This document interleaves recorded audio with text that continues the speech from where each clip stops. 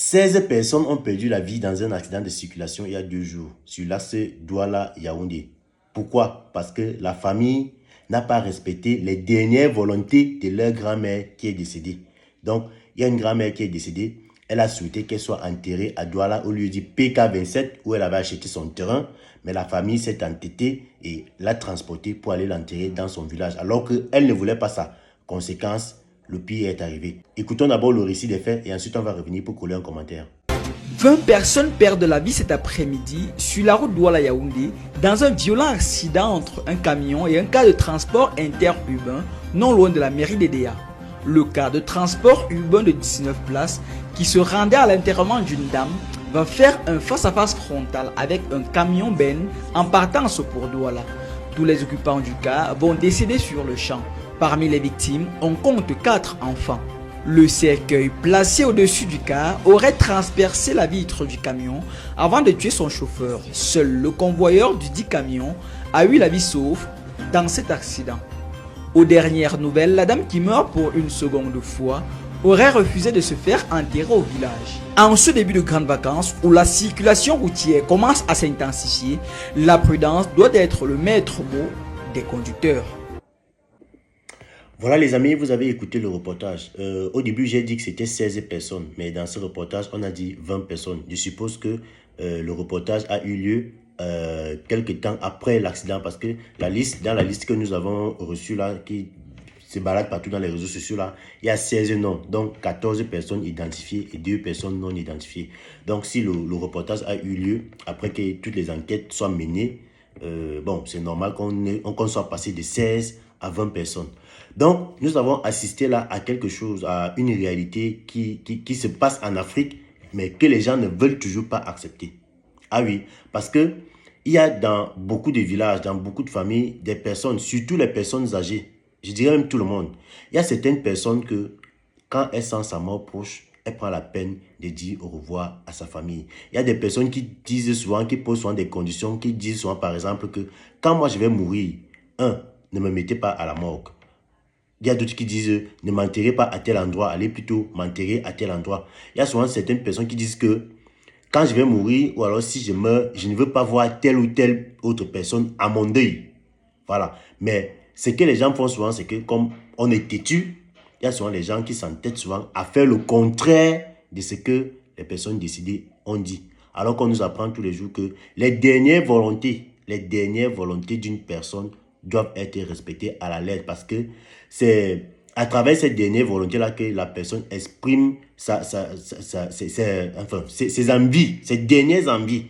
Et ça s'accompagne souvent d'une, je ne sais pas trop si je dois appeler ça du mysticisme. Ça, donc ça a tellement une force, ça a tellement d'effets, ça a tellement de puissance que si vous ne respectez pas, c'est toujours des conséquences graves qui s'en suivent. Voilà une grand-mère qui a pris la peine de dire au revoir à ses petits-enfants, à sa famille, en leur disant que j'ai acheté mon terrain à PK27. Quand je vais mourir, c'est mieux que vous m'enterrez là-bas. Et je ne veux pas que vous partiez me laisser, vous partiez m'enterrer dans un village. Peut-être parce que elle a vu que si on partait l'enterrer dans le village là, il ne devait y avoir personne là-bas pour s'occuper de sa tombe. Il ne devait y avoir personne pour veiller sur elle. Parce que on doit avouer que nous sommes en Afrique. Nous sommes en Afrique et sans toutefois vouloir fustiger le peuple chez les Bassa là-bas, nous tous on sait comment ça se passe chez les Bassa. C'est que quand on enterre quelqu'un, déjà l'enterrement, ça se passe dans la stricte intimité de la famille. Il y a des rites, des rituels qu'on fait sur le corps pour que le corps, par exemple, ne puisse pas disparaître quelques jours après. Ça, c'est une réalité. Moi, j'ai déjà assisté à des obsèques comme ça en pays Bassa et c'est quelque chose, ça se passe comme ça là-bas. On ne blague pas avec les corps en pays Bassa. On ne blague pas avec les dernières volontés des gens, surtout là-bas en pays Bassa. Parce que là-bas, la spiritualité là-bas, je ne sais pas s'il doit appeler ça comme ça, oui, ça ne blague pas. Et ce n'est pas seulement là-bas, c'est même partout, dans tous les peuples africains. Il y a toujours des gens que quand ils meurent, ils disent que ma dernière volonté c'est ceci, c'est cela. Mais si vous vous entêtez, vous-même vous allez voir. Si à qui on dit si je meurs, ne viens pas mon deuil, ils s'entêtent, ils portent ses pieds, ils partent. C'est toujours le pire qui arrive. Ne m'enterrez pas à tel endroit, mais la famille qui reste fait comme elle veut, elle décide d'aller l'enterrer où elle veut. Et apparemment même, le pasteur qui a prêché je crois, à la levée de corps, qui a fait le culte avant inhumation là, le pasteur a réitéré à la famille que votre grand-mère a dit de ne pas l'enterrer au village, mais d'aller l'enterrer à Pékin 27. Et paraît que les gens se sont opposés à ce que le pasteur a dit. Ils ont en quelque sorte menacé le pasteur pour dire que non, tu n'as rien à dire dans notre famille, tu n'as rien à faire, tu n'as pas de décision à prendre, nous on fait ce qu'on veut. Et aujourd'hui, on a 20 personnes qui ont perdu la vie à cause de la têtutesse. 20 personnes. Ça alors.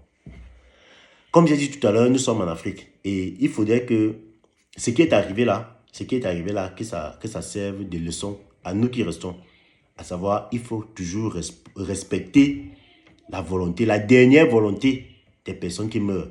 C'est même pas seulement dans le cas peut-être de l'enterrement où quelqu'un refuse qu'on aille l'enterrer quelque part. Il arrive même souvent aussi quand quelqu'un meurt et qu'il a partagé ses biens avant sa mort. Ceux qui restent derrière ont toujours tendance à vouloir tout changer. Genre, quelqu'un prépare son testament. Voilà, c'est comme ça qu'on appelle ça. Quelqu'un prend la peine de préparer son testament durant sa vie, pendant qu'il est en vie. Et avant de mourir, il vous dit bien que j'ai fait mon testament. Vous devez respecter à la lettre ce qui est écrit dans le testament. Par exemple, peut-être il a partagé ses biens entre ses différents enfants. Mais ceux qui vont rester là, ils regardent le testament comme ça, ils disent que non, il n'a pas bien fait, il n'a pas bien réfléchi. Donc, ils changent et ils font comme ils veulent. Et la suite de ça, c'est toujours ce genre de situation.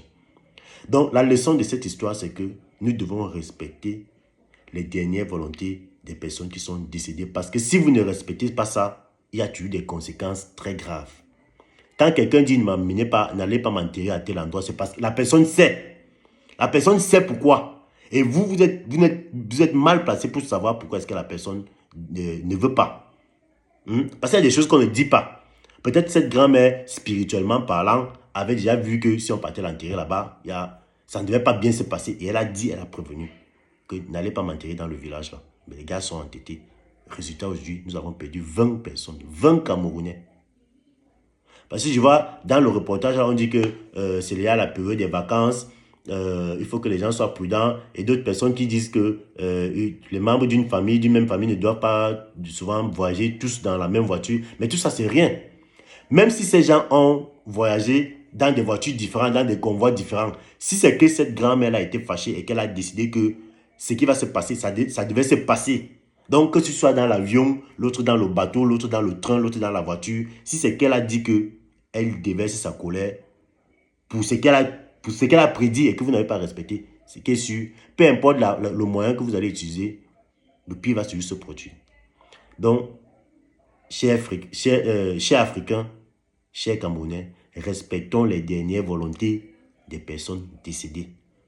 Il va de ceux qui restent souvent discuter les héritages, enfin, pour ceux qui héritent souvent des biens de leur papa. Donc, genre, un papa ou bien une maman a fini de faire son testament, elle a fini de partager ses biens, mais vous restez derrière, tout gâter, recommencer, faire comme vous voulez. Sachez que si on va mettre ça dans le cas des biens mal acquis. Si vous prenez les biens d'une personne décédée comme ça, alors que ce n'était pas sa volonté, vous n'allez rien faire avec. Ça ne va même pas vous profiter. Donc, vivement que cette histoire nous serve de leçon pour nous qui sommes encore en vie. Respectons les dernières volontés des personnes décédées. OneIsBet. Inscrivez-vous en utilisant le code promo BRIGADE et bénéficiez d'un bonus de 200% lors de votre premier dépôt. Faites ensuite vos paris et gagnez facilement votre argent.